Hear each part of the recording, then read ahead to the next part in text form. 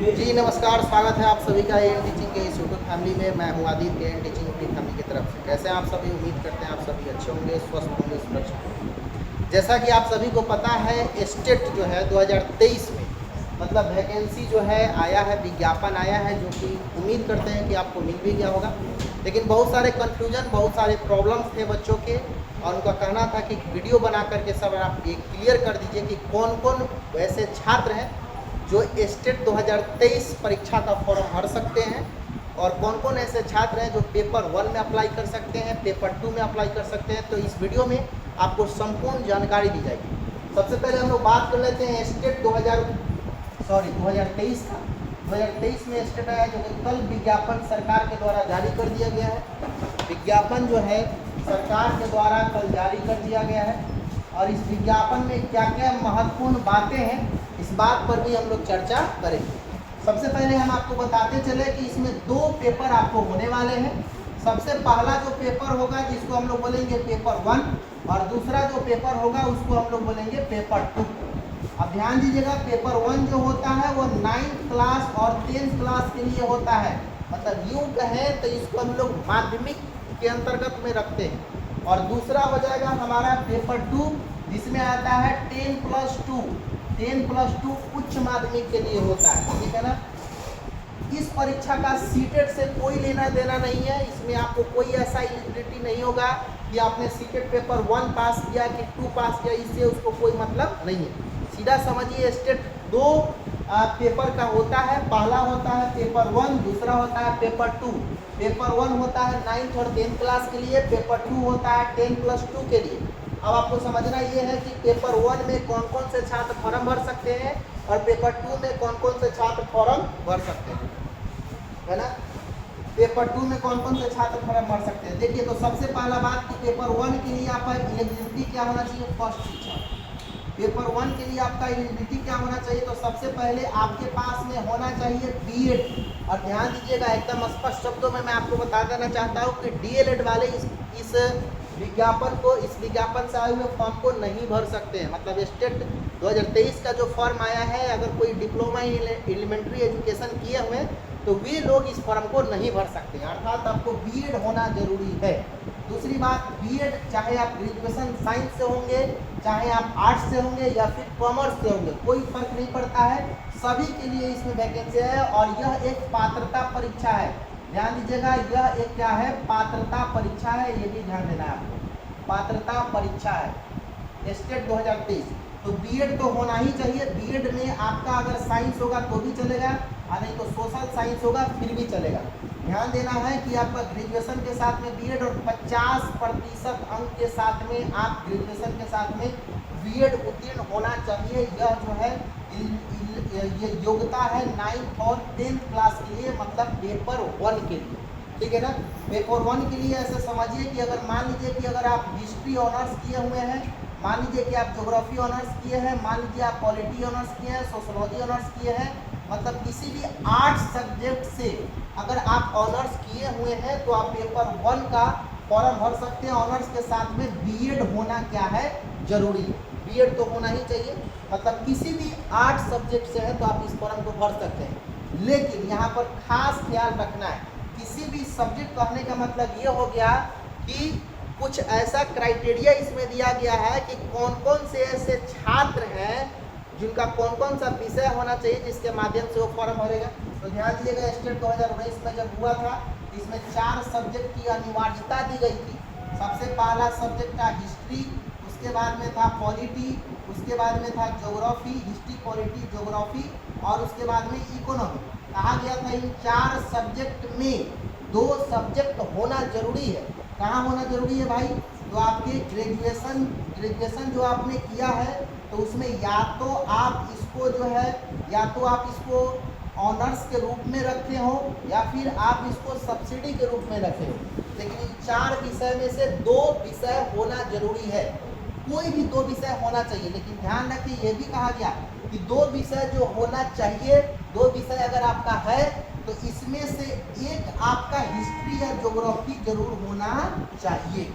मान लीजिए कि आपका सब्जेक्ट है, आपके पास में हिस्ट्री और आपके पास में है भाई पॉलिटी, तो सीधा बात है 4 गो में 2 गो आपको दिख गया कि हिस्ट्री पॉलिटी है, और इन 2 गो में से कौन कौन, हिस्ट्री और ज्योग्राफी में से कोई एक होना चाहिए। तो हमारा हिस्ट्री है, मतलब हम पेपर 1 के लिए, सोशल साइंस के लिए जो है एलिजिबल माने जाएंगे।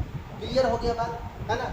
उसके बाद में अगर हम बात कर लेते हैं इसका सिलेबस का, पेपर 1 के सिलेबस का, तो सीधा सीधा बात ध्यान में रखिए, 150 नंबर का आपसे एग्जाम लिया जाएगा, जिसमें 50 नंबर होगा आपका टीचिंग एप्टीट्यूड, ध्यान दीजिएगा, टीचिंग एप्टीट्यूड होगा 50 नंबर का, जिसमें आपसे शिक्षण विधि के बारे में, मतलब टीचिंग रिलेटेड क्वेश्चन जो होते हैं, जैसा कि आपने सीटेट में पढ़ा होगा, pedagogical question, teaching aptitude type वाला क्वेश्चन आपसे पूछा जाएगा 50 नंबर का, जिसको हम लोग जनरल पेपर कहेंगे, जिसको क्या कहेंगे, जनरल पेपर।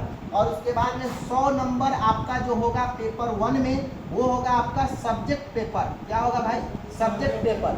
सब्जेक्ट पेपर में क्या होगा कि जिससे आपने ऑनर्स किया है, सपोज दैट आप आर्ट्स से ऑनर्स किए हैं, ज्योग्राफी हिस्ट्री पॉलिटी से ऑनर्स किए हैं, तो आपको इन 4 सब्जेक्ट में से 2 सब्जेक्ट से सवाल पूछा जाएगा। इन चारों सब्जेक्ट में से 2 सब्जेक्ट से सवाल आपसे पूछा जाएगा। आप अपने मन के अनुसार उसको चॉइस कर सकते हैं कि भाई कौन कौन सब्जेक्ट को हम बनाएंगे। क्लियर बात हो गया।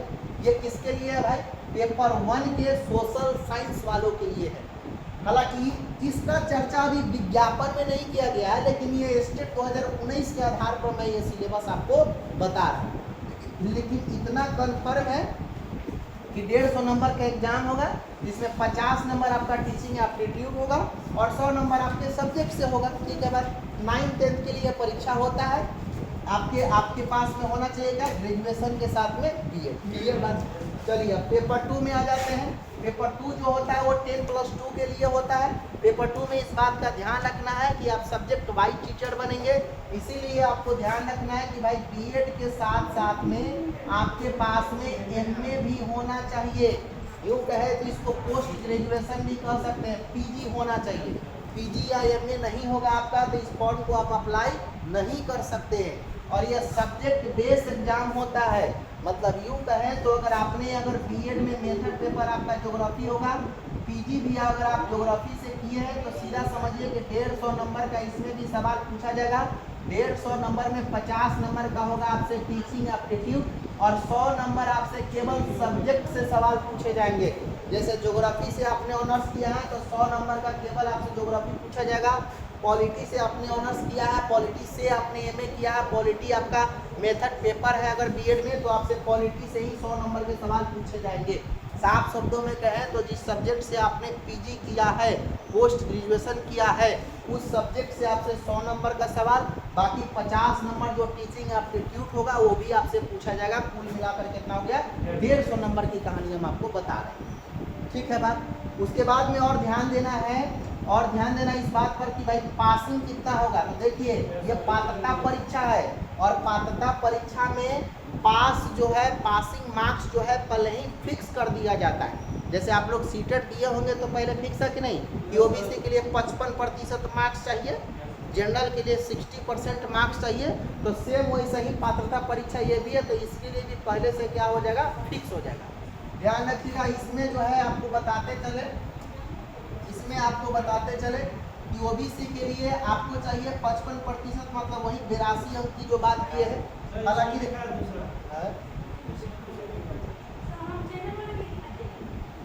देखिए इसमें जो है आप ध्यान दीजिए कि जिस तरह से पात्रता परीक्षा को सीटेट में पास किए हैं ना, उसी तरह से पात्रता यहाँ पर भी होगा, लेकिन ये स्टेट है तो कुछ छूट हमारे राज्य सरकार के द्वारा इसमें दिया जाता है। जैसे आपको बताते चले कि पिछली बार जब स्टेट हुआ था तो उसमें ऐसा देखा गया था कि 150 में 68 नंबर पर उसको पास कराया गया था। मतलब यूँ कहें तो 150 का 50% हमारा 75 मार्क्स होता है, 150 का 50, लेकिन उसमें भी रिजर्वेशन वाला जो था उसको 45% पर ही पास करा दिया गया था। तो आप यूँ समझिए कि अगर आप जनरल कैटेगरी से बिलोंग करते हैं, 60% अगर मार्क्स आपका 150 में आ गया तो आपका काम हो जाएगा। परसेंटेज छूट आपको सरकार के द्वारा मिलेगा। मतलब इसमें ऐसा नहीं है, इसमें सीट भी निर्धारित नहीं होता है कि इतना सीट हमारे पास में। यह एक पात्रता परीक्षा है, आप इसको पास कर लीजिएगा तो आपको सरकार के द्वारा सर्टिफिकेट मिलेगा और आपको बता दिया जाएगा कि हाँ भाई आप 10+2 के शिक्षक बनने के योग्य है। क्लियर बात है। और शिक्षक बनने के योग्य है, जब बीपीएससी का फॉर्म फिर आएगा तब उसमें जब 10+2 और 9th और 10th का जब आएगा वैकेंसी, तब वही लोग फॉर्म भर पाएंगे जो इस स्टेट पात्रता परीक्षा को पास किए रहेंगे। क्लियर बात समझ में आया? मतलब आप दिमाग से निकाल दीजिए, इस परीक्षा को पास करने के बाद में आपको ऐसा लग रहा है कि मेरा नौकरी हो जाएगा, ना ना ऐसा नहीं होगा भाई। इस परीक्षा को पास करने के बाद में केवल आप बीपीएससी के फॉर्म भरने लायक हो जाएंगे। इस तरह से सीटेट को पास करने के बाद 1 to 5 के बीपीएससी फॉर्म भरने के लायक हो गए हैं ना, उसी तरह से आप इस परीक्षा को पास करने के बाद में 9th 10th और 10+2 में फॉर्म भरने के लायक हो जाइएगा। ठीक है ना? बाकी इसके कटअप पर हम लोग खूब चर्चा कर लेंगे बाद में। फिलहाल जानकारी हम आपको इतना दे दिए कि पेपर 2 में कौन कौन से लोग हैं, पेपर 1 में क्या आपके लिए योग्यता होना चाहिए। और भी वीडियो बना करके हम डाल देंगे।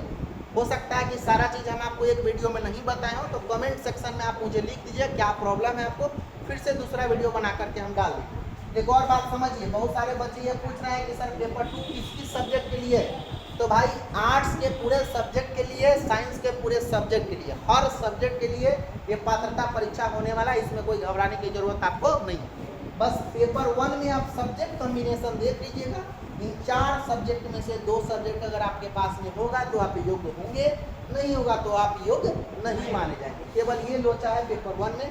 बाकी पेपर 2 में कोई भी विषय में अगर आप हैं स्नातकोत्तर मतलब पीजी अगर आप किए हैं तो आप आराम से इस फॉर्म को भर सकते हैं। ठीक है, बात क्लियर होगी। चलिए, बहुत बहुत धन्यवाद, आपका दिन शुभ हो। अगर आपको प्रॉब्लम हो रहा है, किसी तरह की और भी क्वेश्चन पूछना है तो आप प्लीज़ कमेंट बॉक्स में बताइए, फिर हम वीडियो बना करके डाल देंगे। Thank you so much.